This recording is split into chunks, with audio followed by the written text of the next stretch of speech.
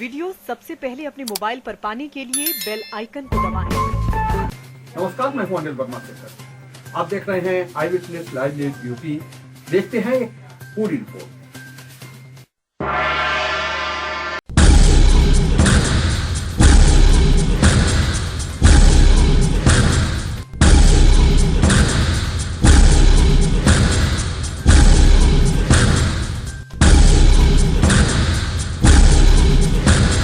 नगर पालिका का कार्यकाल पूरा हो रहा है। हमारे साथ कायमगंज नगर पालिका परिषद के अध्यक्ष सुनील चक साहब हैं। हम उनसे जानते हैं कि इन 5 सालों में क्या विकास के कार्य हुए, क्या क्या उथल पुथल रही नगर पालिका में और किस तरह से ये 5 साल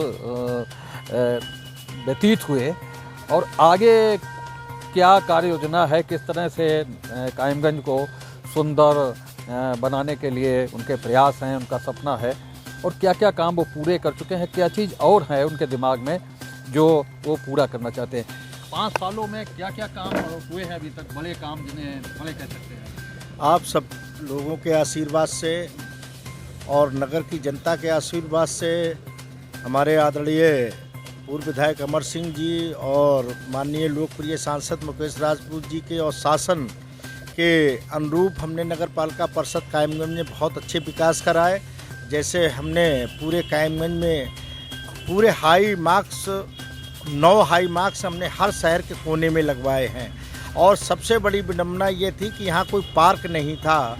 उस पार्क में भी हमने कम से कम 8 लाख रुपया खर्चा करके बड़ा सुंदर पार्क बनाया। और इंदौर की तर्ज में आप खुद जाकर देख लीजिए, कायमगंज में सबसे सुंदर, अच्छे और टिकाऊ और मजबूत हमने शौचालय और मूत्रालय बनाए हैं, आपके सामने भी हैं। इसके अलावा हमने हेडगेवार बहुत ही अच्छा रैन बसेरा CSC अस्पताल में बनवाया है और पुलगालिब चौक पर हेडगेवार चौक के हिसाब से हमने कई 2 फुब्बारे भी लगवाए हैं। और कायमगंज में 2-2 किलोमीटर हमने जो है रोड लाइट, वो हमारी सबसे प्राथमिकता में था। स्टार्टिंग में हमने कहा था ये लगेंगे, जैसे कायमगंज से दमदमा तक हमने रोड लाइट लगवाई है और यहाँ से कायमगंज से हमने बायां पितौरा होकर झब्बूपुर तक हमने रोड लाइट लगवाई है। उधर हमने ट्रांसपोर्ट चौराहे से और बायां रिटौल बिजली घर के पास भी हमने लगवाई है।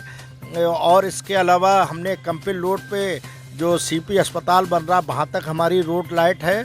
और इसके अलावा हमने आज दिन तक कोई भी हमसे जनता चाहे किसी वर्ग की रही हो, कोई पीड़ित नहीं है, किसी और हर किसी का सम्मान किया है। और कार्यकाल अगर जनता दूसरा मौका देती है तो फिर लड़ेंगे। और सुनने में तो ये आ रहा है कि ये जनरल सीट है। अगर जनरल सीट होती तो स्वेच्छा से मैं अपने भारतीय जनता पार्टी के कार्यकर्ताओं के द्वारा चुना गया हूँ। उनके लिए स्वेच्छा से जो पार्टी दिशा निर्देश देगी वो करने को तैयार। भारतीय जनता पार्टी का स्वच्छता पे बहुत जोर रहता है, गंदगी, स्वच्छता, कोई विशेष अभियान चला, कोई विशेष योजना आपके यहाँ लागू हुई? कायमगंज में हमेशा से आदर्श नगर पालिका रही है 2-1 कार्यकाल को छोड़ने के पश्चात, और वही हमने नगर पालिका संभाला। तो अभी थोड़ी विडंबना ये हुई है कि हमारा जब हमने कारोबार संभाला तो 65 लाख रुपए राज्य वित्त आता था एक महीने का, 50 लाख और मैं सरकारी तनख्वाह आउटसोर्सिंग के दे देते थे। बाकी अपना जो है और काम अच्छा चलता रहता था, क्योंकि उसमें कर्मचारी कितने भी लगा लो। कुछ कोरोना काल को संकट के देखते हुए यहाँ कायमगंज नहीं, मेरे के आप तो पूरे उत्तर प्रदेश में बजट का बहुत जो है कट गया है। 2 बार हमें बजट महीने का मिला भी नहीं है। एक बार 40 लाख मिला, कई महीने से 41 लाख आ रहा, अब कुछ बढ़ाया है 46 लाख। तो इसलिए जो है आउटसोर्सिंग के लोगों को हमने समाप्त करके अपने सरकारी से ही काम चलाया है। सने अगर हमारा बजट बढ़ता है तो आउटसोर्सिंग को फिर ले लेंगे। और स्वच्छता के हमारे अशासी अधिकारी सीमा तोमर बहुत अच्छी अधिकारी है, वो अपना पूरा ध्यान जो है हमसे मिलकर और पूरे नगर में साफ सफाई कर्मचारियों से बहुत विवाद रहा, कई बार हड़ताल करनी पड़ी, क्या कोई विशेष कारण है? वो इसीलिए कि राज्य वित्त हमारा 65 लाख आता था, फिर आया हमारा 41 लाख।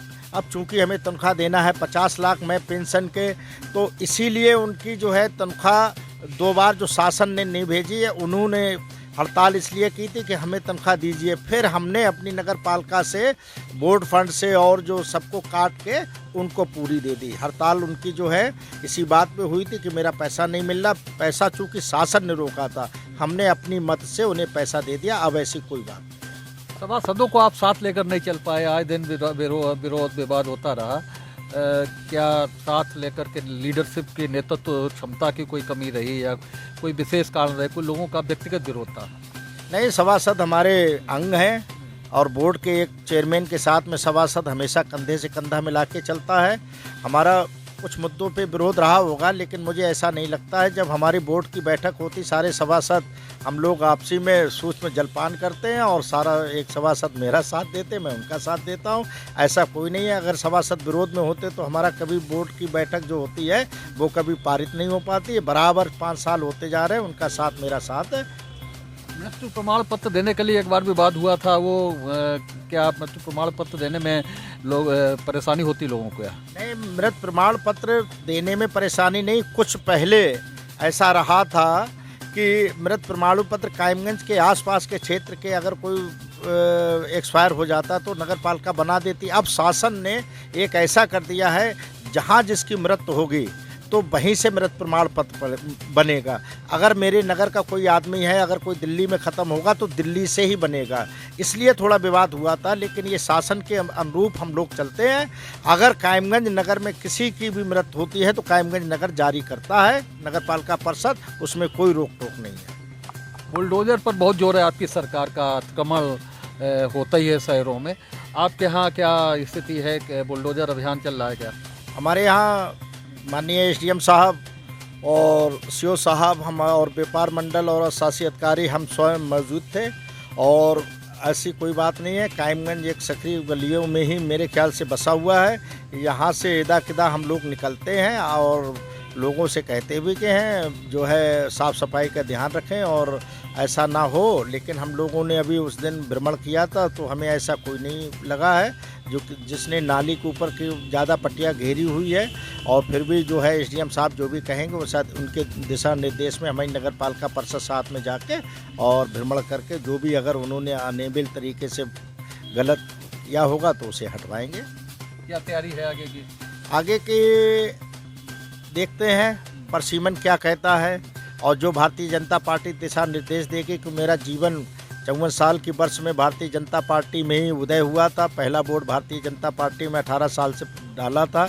आज 54 वर्ष का हो गया। भारतीय जनता पार्टी में ही सब कुछ है। उन्हीं की बदौलत मैं चेयरमैन बना। आगे जो दिशा निर्देश मेरी पार्टी का होगा वही हम करेंगे। तो आगे पार्टी का जो दिशा निर्देश होगा, क्योंकि पार्टी के नेता है सुनील चक, इसलिए इनका ये कहना कि जो आरक्षण की स्थिति होगी, पार्टी का जो दिशा निर्देश होगा उसके अनुरूप अगला कदम उठाएंगे। हमसे बातचीत करने के लिए बहुत बहुत धन्यवाद। उम्मीद है आपको हमारी ये खबर पसंद आई होगी।